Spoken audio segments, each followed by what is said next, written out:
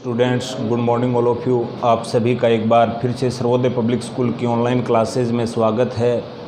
प्यारे बच्चों, अपन पढ़ रहे थे अपनी पुस्तक का जो फर्स्ट पार्ट है थ्योरिकल पार्ट, उसकी सेकंड यूनिट राजनीतिक अवधारणाएं, जिसमें अपन ने एक लेसन पढ़ लिया था। जो दूसरा लेसन अपना समाजवाद है वो पढ़ेंगे आज।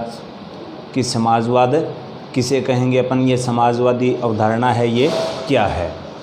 तो सबसे पहले अपन देखेंगे जो समाजवाद शब्द है ये अंग्रेजी भाषा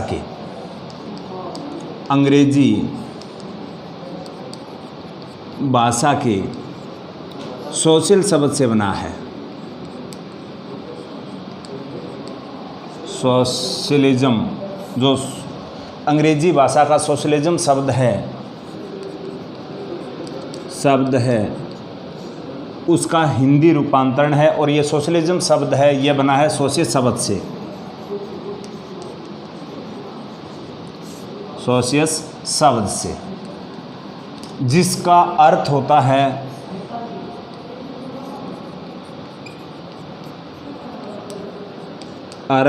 है समाज, यानी समाज, अपने समाज की बात इस समाजवादी विचारधारा के अंतर्गत की गई है। इसी के साथ अगर अपन देखते हैं तो इसकी जो परिभाषा मुख्य रूप से अपने सामने आती है वो आती है, समाजवाद का अर्थ होता है शोषण रहित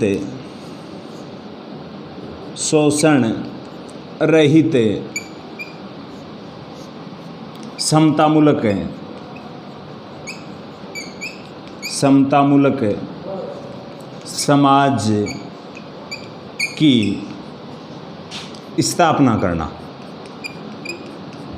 यानी कि समाजवाद का अर्थ है अपने समाज के अंदर किसी भी प्रकार का किसी के साथ कोई दुर्व्यवहार नहीं होना चाहिए, अर्थात किसी का शोषण नहीं होना चाहिए। शोषण रहित बिल्कुल इक्वल समाज बनाना, अर्थात अपन कह सकते हैं समतामूलक समाज की स्थापना करना ही क्या कहलाती है, समाजवादी विचारधारा से संबंधित, या अपन कह सकते हैं ये क्या कहलाता है, समाजवाद कहलाता है। यह समाजवाद का अर्थ है कि शोषण रहित समतामूलक समाज की स्थापना करना। इसी के साथ अनेक विद्वान हुए हैं जिन्होंने अपने अपने हिसाब से इसकी परिभाषा दी है। जैसे बर्नार्ड शॉ ने दी है। बर्नार्ड शॉ ने क्या कहा है कि जो राजनीतिक गतिविधि होती हैं उसके अंदर एक प्रकार से किसी भी प्रकार का एक तो शोषण नहीं होना चाहिए। अर्थात इन्होंने कहा कि समाजवाद का जो अभिप्राय है वो संपत्ति के जितने भी आधारभूत साधन हैं उस पर नियंत्रण किसका होना चाहिए, समाज का होना चाहिए। बर्नार्ड शॉ का कहना है कि जो संपत्ति से संबंधित जितने भी महत्वपूर्ण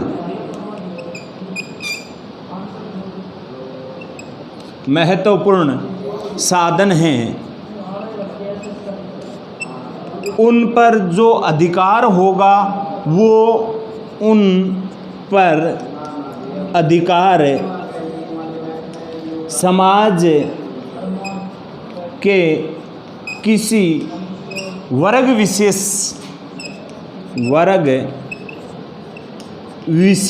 का न होकर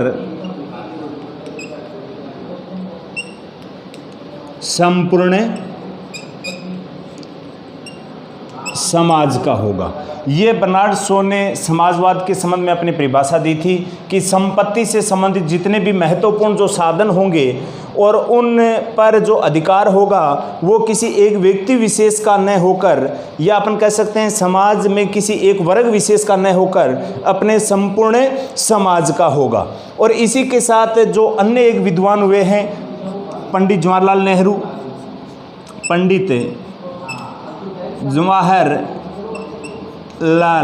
नेहरू, उन्होंने भी कहा था कि जितने भी संसाधन हैं, या अपन कह सकते हैं कि जो संपत्ति से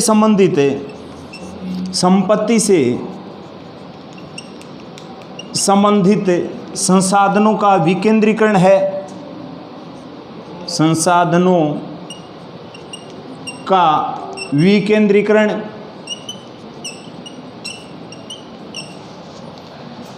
जन सहमति से होना चाहिए, जन सहमति से होना चाहिए, न कि बल के द्वारा या पावर के द्वारा। तो ये समाजवाद के संबंध में जो परिभाषा दी थी वो पंडित जवाहरलाल नेहरू ने दी थी कि संपत्ति से संबंधित जितने भी संसाधन हैं उनका जो विकेंद्रीकरण है वो एक प्रकार से जन सहमति से होना चाहिए, न कि अपने कह सकते हैं कि बल पर आधारित होना चाहिए। और इसी के साथ एक अन्य विद्वान हुए हैं डॉक्टर राम मनोहर लोहिया जी, उनने भी इसके संबंध में बताया था कि डॉक्टर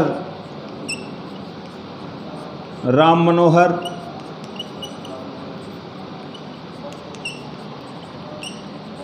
लोहिया, इन्होंने कहा था कि समाजवाद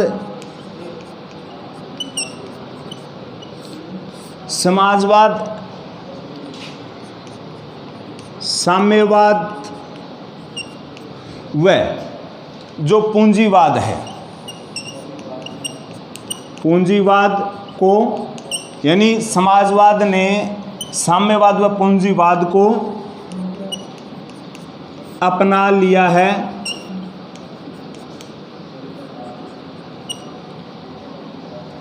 जो समाजवाद है वो इसमें क्या करना चाह रहा है, दोनों में जो इन दोनों में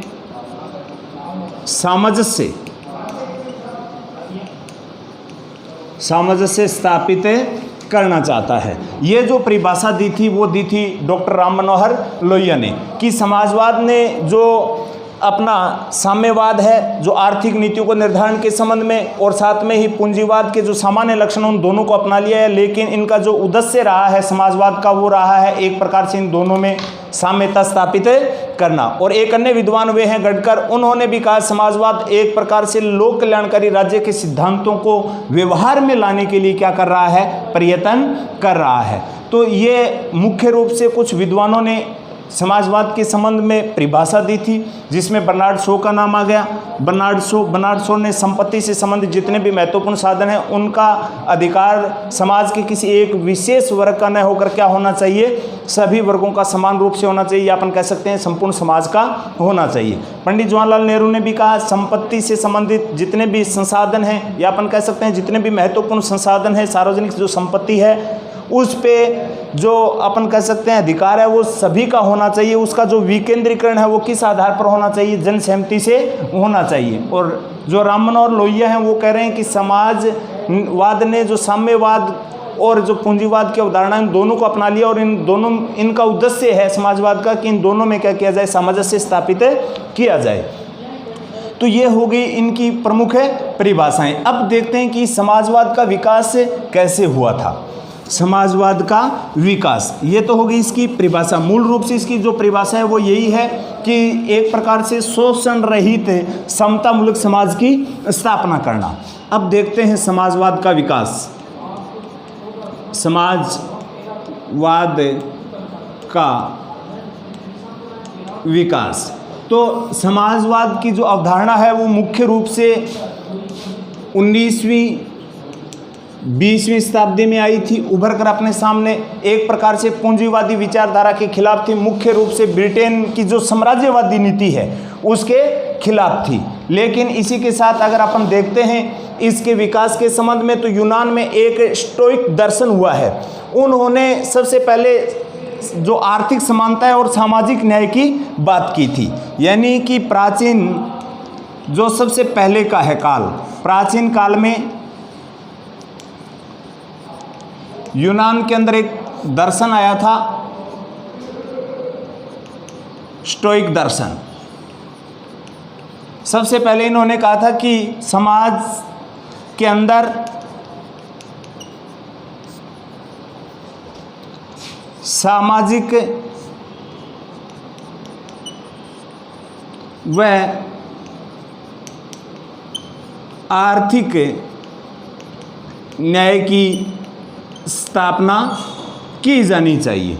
तो यहीं से इसकी शुरुआत मानी जाती है यूनान दर्शन के अंदर से, क्योंकि अपन अच्छे से जानते हैं समाजवाद का जो प्रादुर्भाव हुआ था वो मुख्य रूप से जो ब्रिटेन की, इंग्लैंड की जो साम्राज्यवादी नीति है उनके खिलाफ हुआ था। इसी के साथ अगर अपन देखते हैं एक अन्य विद्वान हुआ है थॉमस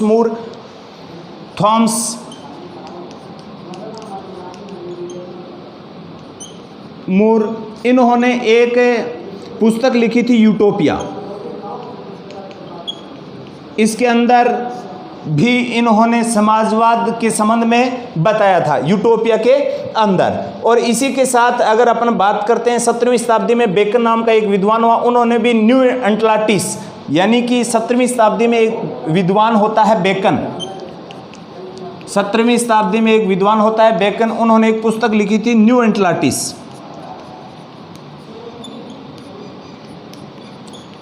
उसके अंदर समाजवाद की बात की गई थी। तो ये प्राचीन समय में अनेक विद्वान हुए हैं जिसमें अपन अच्छे से जानते हैं। जो सर्वप्रथम आया था यूनान के अंदर, स्टोइक दर्शन के अंदर समाजवाद की बात हुई थी। थॉमस मूर ने यूटोपिया में किया था, बेकन ने जो न्यू एटलांटिस है उसके अंतर्गत किया था। उसके बाद जो फ्रांस की क्रांति हुई थी 1789 के अंदर, फ्रांस की क्रांति हुई थी 1789 के अंदर, उसके अंतर्गत भी अपन अच्छे से जानते हैं जो बात आती है समानता की, स्वतंत्रता की, व आपसी भाईचारा या बंधुत्व की।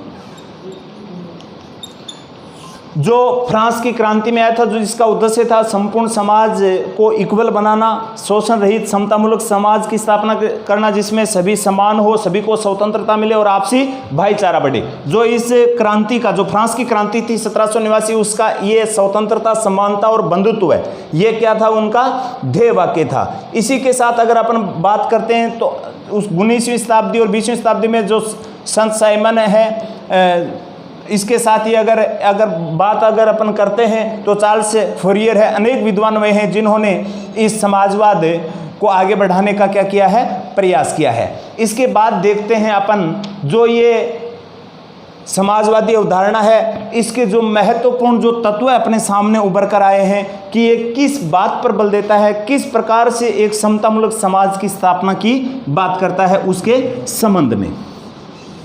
यानी कि समाजवाद के प्रमुख आधारभूत तत्व, समाजवाद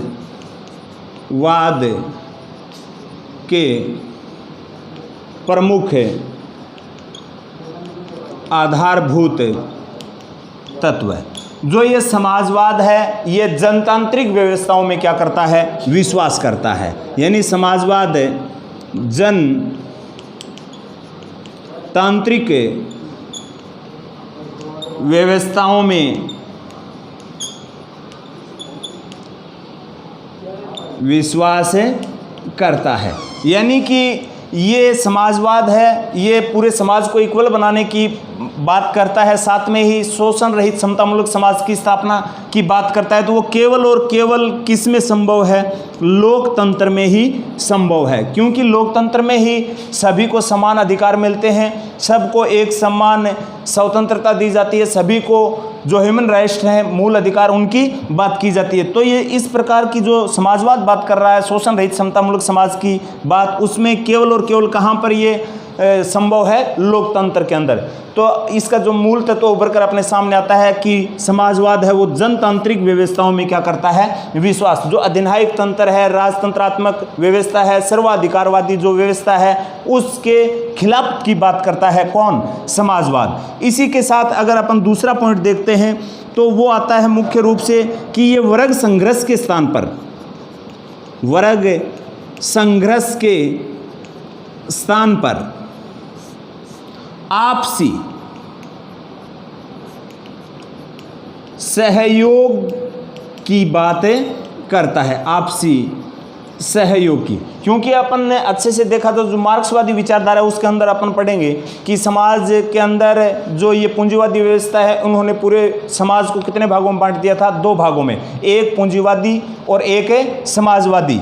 और इसी के अंतर्गत अगर अपन देखते हैं तो इस समाजवादी व्यवस्था ने इनकी घोर आलोचना की, जिसमें यह कहा गया कि मार्क्सवादी विचारधारा है उनका यह मानना था कि जो पूंजीपतियों के खिलाफ जो मजदूर वर्ग है, जो बुर्जुआ वर्ग है, वो जो सर्वहारा वर्ग है, वो उसके खिलाफ क्या करेगा, क्रांति करेगा, और उनके क्रांति कर उनको एक प्रकार से क्या कर देगा, तहस नहस कर देगा। यानी वर्ग संघर्ष की बात होती है किसके अंदर, मार्क्सवाद के अंदर।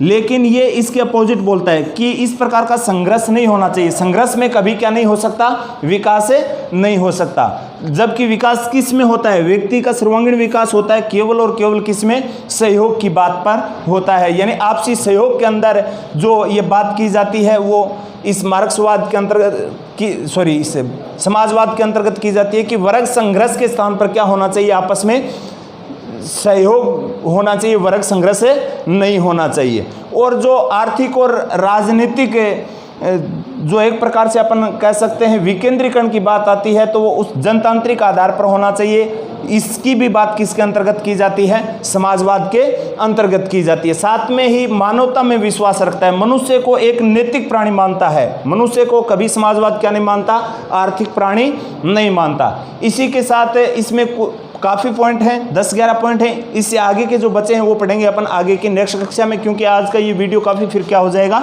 बड़ा हो जाएगा। आज के लिए इतना ही, धन्यवाद।